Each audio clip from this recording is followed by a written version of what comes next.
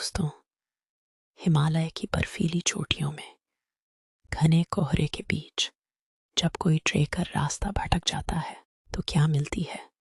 मौत या सदियों पुरानी मोहिनी, एक सफेद साड़ी वाली, चांद जैसी चमकती, बेहद खूबसूरत अप्सरा जिसकी आंखें दिल चुरा लें, स्पर्श शरीर में बिजली दौड़ा दे। वो श्रापित है, सच्चे प्रेम की प्यासी है। राहुल नाम का फोटोग्राफर और अनामिका का वो रोमांटिक, जादुई, भावुक सफर, भय, आकर्षण, गहरी नजरें, कोमल स्पर्श और वो प्यार जो बर्फ पिघला दे। ये कहानी दिल छुएगी, रातें जगाएगी। तो तैयार हो जाओ, हिमालय की मोहिनी शुरू होती है। अभी हिमालय की गोद में बसा कुमाऊं का छोटा सा गांव था। चारों तरफ बर्फ से ढकी ऊंची चोटियां खड़ी थीं, मानो आसमान को छू रही हों। घने देवदार के जंगल, ठंडी हवाएं जो पुरानी कहानियां गुनगुनाती हुई बहती थीं, और छोटे छोटे झरने जो कल कल की आवाज में प्रेम की बातें करते थे। गांव के लोग सरल हृदय के थे। सुबह वे देवता की पूजा करते, दिन भर खेती बाड़ी और पशुपालन में लगे रहते। शाम को आग के पास बैठकर पुरानी कथाएं सुनाते।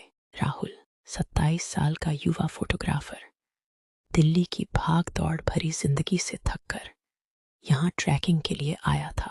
वह लंबा कद काठी वाला, गहरी आंखों वाला, मेहनती और प्रकृति का दीवाना था। उसके पास हमेशा कैमरा तैयार रहता। वह सपना देखता था कि एक दिन उसकी तस्वीरें दुनिया को हिमालय की असली सुंदरता दिखाएंगी। उसका स्वभाव शांत था, लेकिन दिल में जिज्ञासा और रोमांच की आग हमेशा जलती रहती। एक शाम वह अकेला जंगल की तरफ निकल पड़ा। सूरज ढल चुका था, आसमान में नारंगी रंग फैल रहा था। राहुल ने सोचा था कि थोड़ा आगे जाकर वापस लौट आएगा, लेकिन रास्ता भटक गया। चारों तरफ घना कोहरा छा गया। हाथ आगे बढ़ाने पर भी कुछ नजर नहीं आता था। ठंड तेजी से बढ़ रही थी। उसके कपड़े पतले थे।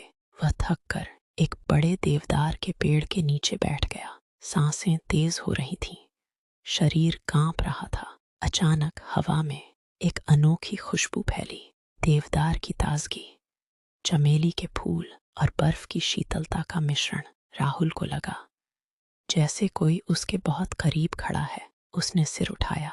कोहरे के बीच एक स्त्री खड़ी थी। वह इतनी सुंदर थी कि राहुल का दिल एक पल के लिए रुक सा गया।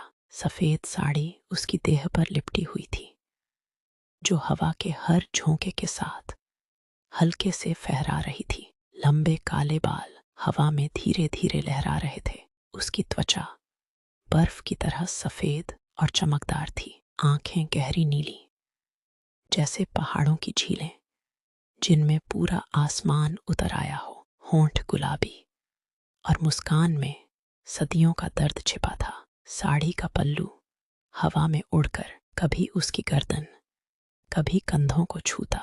चांदनी उसकी आकृति पर पड़ रही थी, जो देखते ही किसी को भी मोह लेती।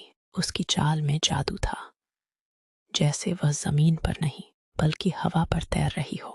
राहुल कांपते स्वर में बोला, तुम कौन हो? इतनी रात में, इस कोहरे में यहाँ क्या कर रही हो? स्त्री धीरे से मुस्कुराई। उसकी मुस्कान ने कोहरे को चीर दिया। मेरा नाम अनामिका है। मैं इन पहाड़ों की रक्षक हूँ। तुम रास्ता भटक गए हो, ठंड से बच जाओगे।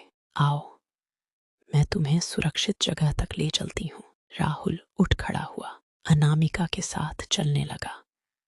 रास्ते भर अनामिका जंगल की कहानियां सुनाती रही। कैसे देवदार के पेड़ सदियों से गुप्त राज रखते हैं, कैसे झरने प्रेम की कथाएं गाते हैं। उसकी आवाज मधुर थी, जैसे दूर कहीं झरना बह रहा हो। राहुल बार बार उसकी ओर देख रहा था। उसकी सफेद साड़ी, चमकती त्वचा, लहराते बाल, सब कुछ उसे अपनी ओर खींच रहा था। ठंड का एहसास भी कम हो गया था। कुछ देर बाद वे एक पुरानी लकड़ी की झोपड़ी पहुंचे। अंदर आग जल रही थी। अनामिका ने राहुल को अंदर बिठाया और गर्म पानी दिया। यहाँ रात बिता लो, सुबह मैं रास्ता दिखा दूंगी। राहुल ने उसकी आंखों में देखते हुए पूछा, तुम इतनी सुंदर हो, अकेली इन जंगलों में कैसे रहती हो? कोई डर नहीं लगता? अनामिका की आंखें नम हो गईं। मैं बहुत पुरानी हूँ राहुल, सदियों से प्रतीक्षा कर रही हूँ किसी सच्चे प्रेम की। वह मुड़ गई और कोहरे में गायब हो गई। राहुल रात भर सो नहीं पाया। अनामिका की आंखें, उसकी मुस्कान, सफेद साड़ी का पल्लू, कोमल स्पर्श वाली यादें बार बार आ रही थीं। बाहर चांदनी बर्फ पर चमक रही थी। दिल में एक अनोखा आकर्षण और बेचैनी थी। राहुल गांव लौटा। बुजुर्गों से पूछताछ की तो उन्होंने डरते हुए बताया, बेटा, अनामिका कोई साधारण स्त्री नहीं। 100 साल पहले वह एक अप्सरा थी। क्रूर राजा ने उसके प्रेम प्रस्ताव को ठुकराने पर उसे श्राप दिया था। अब वह सच्चे प्रेम की तलाश में भटक रही है। जो झूठा प्रेम करेगा उसे वह भयानक रूप दिखाती है। राहुल हैरान रह गया, लेकिन उसके दिल में आकर्षण और बढ़ गया। वह फिर जंगल की ओर चला गया। अनामिका मिली। दोनों देवदार के घने जंगल में घूमे। अनामिका ने जादू से सूखे फूलों को खिलाया, हल्की बर्फ को नाचाया। राहुल उसकी तस्वीरें लेता रहा। शाम ढलते ही दोनों एक छोटे झरने के किनारे बैठ गए। पानी की कलकल आवाज, देवदार की खुशबू और उनकी धड़कनों की आवाज मिल रही थी। अनामिका ने धीरे से राहुल का हाथ थामा। स्पर्श ठंडा था, लेकिन अंदर से गर्माहट फैल गई। राहुल, तुम्हारे साथ मुझे लगता है जैसे मेरा श्राप कम हो रहा है। राहुल ने उसकी आंखों में गहरी नजर डाली। अनामिका, तुम मेरी हर तस्वीर में, हर सांस में बस गई हो। मैं तुम्हें महसूस करना चाहता हूँ। दोनों करीब आए। हवा में देवदार की महक। राहुल ने धीरे से उसकी एक लट को कान के पीछे किया। उनके चेहरे पास थे।